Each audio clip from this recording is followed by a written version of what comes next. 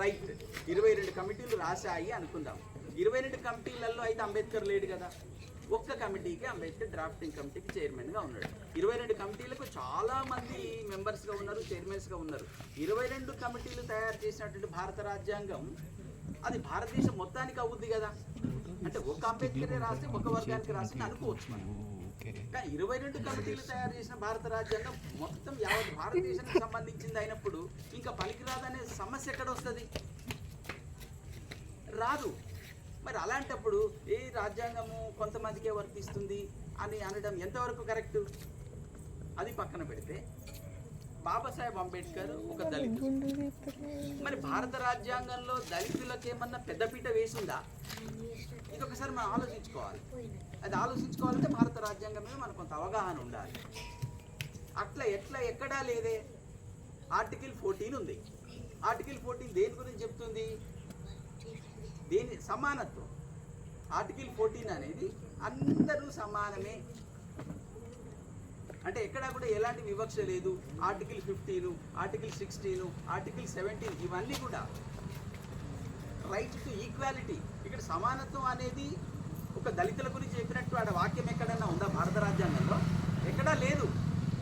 Right to equality అనేది అందులో ఏమున్నది? కులము, మతము, జాతి, వర్ణము, భాష, లింగం ఏ రకమైనటువంటి విభేదం లేకుండా అందరికీ సమాన అవకాశాలు ఉండాలి అన్నప్పుడు అది దళితులకు ఎట్లా వర్తిస్తుందని ఎట్లా రాంగ్ సైడ్ తీసుకెళ్తారు? ఆర్టికల్ 15 ఉంది. ఆర్టికల్ 15 ఏంటి? ఇప్పుడు మనకి ఎలాంటి డిస్క్రిమినేషన్ ఉండొద్దు అనేది ఆర్టికల్ 15. ఎలాంటి వివక్ష ఉండదు. ఆర్టికల్ 14 ఏమో రైట్ టు ఈక్వాలిటీ. ఇది రైట్ టు అబాలిష్ డిస్క్రిమినేషన్. వివక్ష ఉండరాదు. మరి వివక్ష అనేది దళితులకి వివక్ష ఉండరాదు, ఒక మాలలకి వివక్ష ఉండరాదు, మాదిగలకి వివక్ష ఉండరాదు, గొల్లలకు ఉండరాదు, కాదు కదా. వివక్ష అనేది సమాజంలో ఉండరాదు, అది ఏ రూపంలో కూడా ఉండరాదు అన్నప్పుడు ఈ చదువుకునే వాళ్ళకి చదువుకున్న వాళ్ళకంటే తెలియదు అనుకుందాం. చదువుకున్న వాళ్ళకి వివక్ష ఉండరాదు అన్నప్పుడు కామన్ సెన్స్ ఉండదా? పనిచేయదా తలకాయ? వివక్ష అనేది ఏ రూపంలో ఉండరాదు అన్నప్పుడు ఇది కేవలం దళితులకే వర్తిస్తుంది అని ఎట్లా ఆలోచిస్తారు? ఆర్టికల్ 16 ఏంటి? ఉద్యోగాల్లో కూడా సమాన అవకాశాలు ఉండాలి అని చెప్పాడు. ఉద్యోగాల్లో సమాన అవకాశాలు ఉండాలి అని ఆర్టికల్ 15 చెప్తుంది. కానీ ఎస్సీలకు సమాన అవకాశాలు ఉండాలి, బీసీలకు సమాన అవకాశాలు ఉండాలని చెప్పలే. అందరికీ ఉద్యోగాల్లో సమాన అవకాశాలు ఉండాలని చెప్పింది. అంటే it belongs to all the people of India, not only for a particular caste or particular religion. మరి అలాంటప్పుడు ఇలాంటి వివక్ష, ఇలాంటి చెడు ఆలోచనలు ఎందుకు వస్తాయి మెదడులోకి? ఆర్టికల్ 17 ఏం చేస్తుంది? అంటరానితనం నిషేధమని చేస్తుంది. అంటే మనుషులందరూ సమానమే అని. ఇది భారత రాజ్యాంగంలో ఉన్న అంశాలే అయినా దీనికి మూలాలు ఎక్కడున్నాయంటే వేదాల్లోనే ఉన్నాయి. దీని మూలాలు పరాశర స్మృతిలో ఉన్నాయి. ఎక్కడ? అహం బ్రహ్మాస్మి తత్వమసి అంటే ఏంటి అర్థం? దేవుడు నాలోనే ఉన్నాడు, నేనే దేవుణ్ణి, నువ్వే దేవుడివి అంటే మనిషికి ఇచ్చే గౌరవమే కదా ఇది. మనిషి దేవుడు ఎక్కడ వెళ్ళాడు? మనిషిలో ఉండి, అంటే మనిషే దేవుడు అని చెప్పి ఆదిశంకరాచార్యులు కూడా ఒప్పుకున్నాడు కదా. మరి అందరూ ఒప్పుకున్నప్పుడు మనిషిని గౌరవించమని చెప్పడానికి రూల్స్ పెట్టాల్సి వచ్చింది భారత రాజ్యాంగంలో. అదే ఆర్టికల్ 14, 15, 16, 17. మరి ఆ విషయాన్ని ఎందుకు గ్రహించరు? ఇప్పుడు వేదాల్లో ఉన్నదే. బృహదారణ్యకోపనిషత్తులో వేదాల్లో ఇది ఉంది, అహం బ్రహ్మాస్మి అని ఉంది. కానీ అది ఎందుకు అర్థం కాదు జనాలకి? అంటే కొన్ని వర్గాలకే అంబేద్కర్ కొన్ని వర్గాలకే న్యాయం చేసిండు అనేటటువంటి కాన్సెప్ట్ మెదడులోంచి తీసేయాలి. 1927లో భారతదేశ చరిత్రలో సైమన్ కమిషన్ వచ్చింది. 1927లో సైమన్ కమిషన్ వచ్చినప్పుడు మొట్టమొదట డాక్టర్ బిఆర్ అంబేద్కర్ కొట్లాడింది బీసీల కోసం కొట్లాడాడు. అది ఫస్ట్ గుర్తించుకోవాలి అందరు. బీసీల జనాభా ఎక్కువ ఉంది. బీసీలు అంటే ఎవరు? శూద్రులు. ఇట్ మీన్స్ శూద్రులు అంటే ఎవరు? ఇప్పుడు మనం చెప్పుకునే ఒక అడుగు మనం వెనక్కి పోతే మళ్ళీ పద్భాగం శూద్రోభిజాయతే అంటే శూద్రులు పాదాల్లోంచి పుట్టారు అని చెప్తుంది. అక్కడ ఉంది. కానీ ఇక్కడ ఇంకొక ఈ వేదంలో ఏం చెప్తుందంటే, యజుర్వేదంలో ఏం చెప్తుందంటే జన్మనా జాయతే శూద్ర అంటుంది. సంస్కారాది ద్విజ విచ్యతే వేద పాఠాత్ విప్రః బ్రహ్మ జానాతి బ్రాహ్మణః అంటుంది. జన్మనా జాయతే శూద్ర అంటే ఏంది?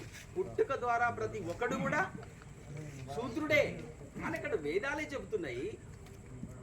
మరి ఇక్కడ వేదం ధరించినోడల్లా, అది జంధ్యం ధరించినోడల్లా బ్రాహ్మణుడు ఇక్కడ కాదు కదా. బ్రహ్మజ్ఞానం ఉన్నవాడు మాత్రమే బ్రాహ్మణుడు అవుతాడు. యజ్ఞోపవీతినో బ్రాహ్మణ శస్త్రపానయో న క్షత్రియా. యజ్ఞోపవీతినో బ్రాహ్మణ అంటే ఏంది? యజ్ఞం ధరించిన వాడెల్లా బ్రాహ్మణుడు కాదు. యజ్ఞోపవీతి నో బ్రాహ్మణ నా శస్త్రపానయో న క్షత్రియా.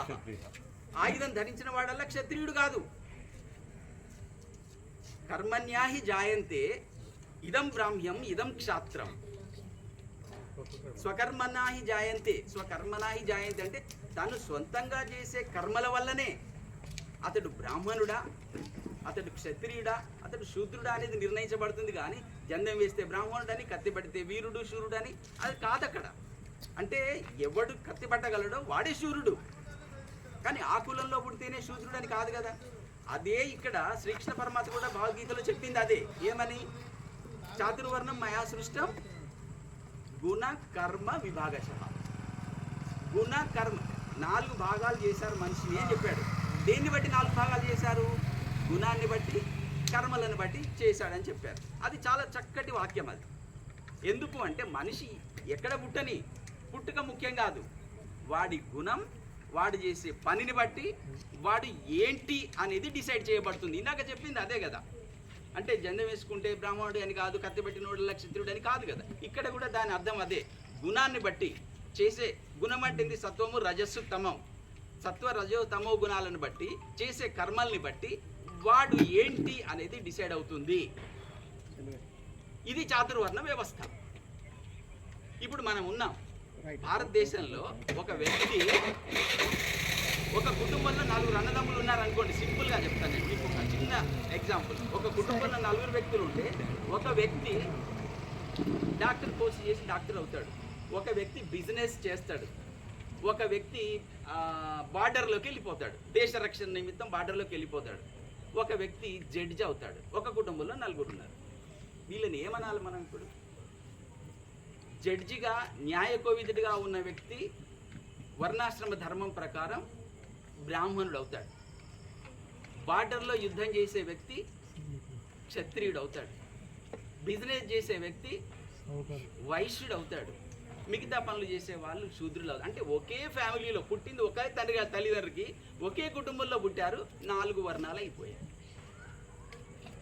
ఇది చేసే పనులను బట్టి, చేసే గుణాలని బట్టి. ఇది అక్కడ చెప్పబడ్డటువంటిది. కానీ దాన్ని ఏం చేసినట్టు చిన్నగా మార్చి, ఇందాక మన కృష్ణమాచార్య సార్ కొంతమంది స్వార్థపరులు గుణకర్మ విభాష బదులు కులకర్మ విభాషగా అని చేసేస్తారు. అంటే ఆ కులంలో పుట్టినావు కదా, చలో నువ్వు అదే, నీకు గుణం ఎంత ఉండని, నీకు జ్ఞానం ఎంత ఉండని, నువ్వు ఏదన్నా ఉండని, నీది అదే కులం అని చెప్పి అట్లా డిసైడ్ చేసి ఈ సమాజాన్ని చాలా విచ్ఛిన్నం చేసే ప్రయత్నం చేస్తున్నారు. అందరూ కూడా గమనించాల్సిన విషయం ఏంటంటే భారత రాజ్యాంగం అందరికీ వర్తించేది. బాబాసాహెబ్ అంబేద్కర్ కేవలం ఎస్సీలకు చేసింది ఏమీ లేదు. ఏంటంటే ఎక్కడైతే అణచివేత ఉందో వాళ్ళని అప్లిఫ్ట్ చేయడం కోసం రిజర్వేషన్ అనే ఒక ప్రక్రియ, అంటే ప్రథమ చికిత్స లాగా చేశాడు తప్ప అది కూడా ఒక ఎస్సీలకే చేయలేదు. ఎస్సీలో చేశాడు, బీసీలో చేశాడు, ఎస్టీలో చేశాడు. ఇప్పుడు మనకి ఓబీసీ, ఇప్పుడు 10% రిజర్వేషన్ ఓబీసీలకు కూడా, అది ఓసీలకు కూడా వచ్చి, ఈడబ్ల్యూఎస్ వచ్చేసి. సో అంతా ఉంది ఇక్కడ, ఎక్కడ కూడా ఆబ్జెక్షన్ చేయడానికి లేదు.